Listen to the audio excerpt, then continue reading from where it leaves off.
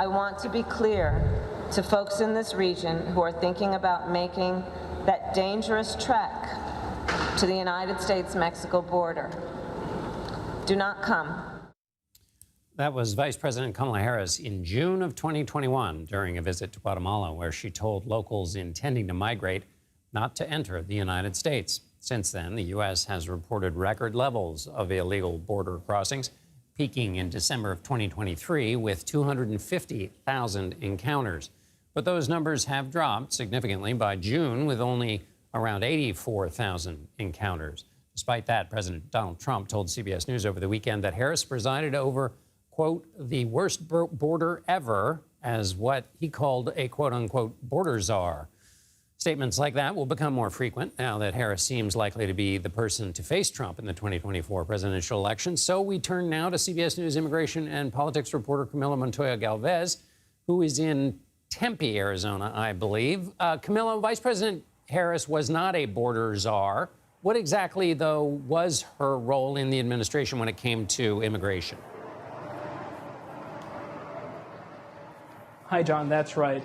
In March of 2021, when the Biden administration was facing the early stages of this influx in illegal border crossings, President Biden did ask Vice President Harris to oversee the administration's diplomatic efforts to address the root causes of migration from three specific countries: Guatemala, Honduras, and El Salvador. Collectively, as you know, this region is known as the Northern Triangle of Central America, and it has been one of the main sources of U.S.-bound migrants to the U.S.-Mexico border over the past decade. Harris was tasked with reducing the factors such as corruption, poverty, and violence that push people to flee these countries. As you rightly noted, John, she was not given the title of border czar, and she was not also told to oversee the administration's policy on immigration or on border enforcement. That has really been the responsibility of officials like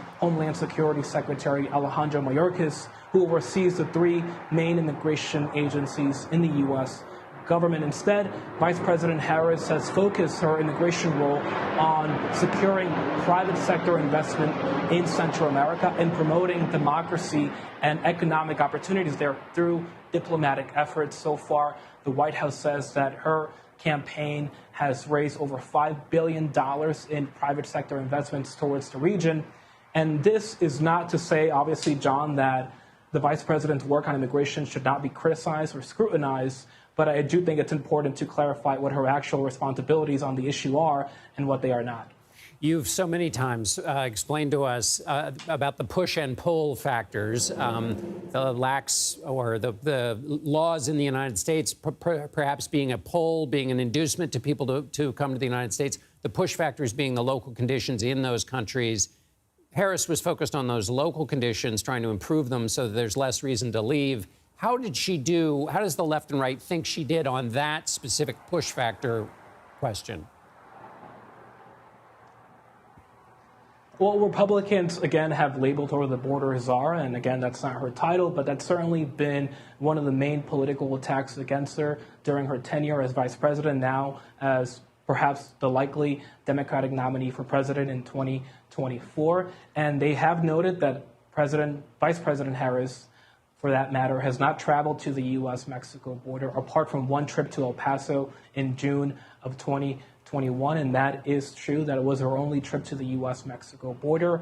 And even though she's not the border czar, quote unquote, she is the second highest ranking official in an administration, John, that, as you know, has faced record levels of illegal crossings along the U.S.-Mexico border. So she will face tough questioning on this issue. But as you noted at the top of the segment, illegal border crossings along the Mexican border have plummeted in recent weeks, especially after President Biden issued that sweeping executive action that has made most migrants at the border ineligible for asylum. So she is going to start her campaign being able to say that the administration has allowed border officials to gain these new authorities that have dramatically reduced the level of illegal immigration at the U.S.-Mexico border. But again, she has been criticized from the progressive left on this issue, some of these activists on the left believe that the Biden administration has embraced some Trump-like policies on immigration, including that executive order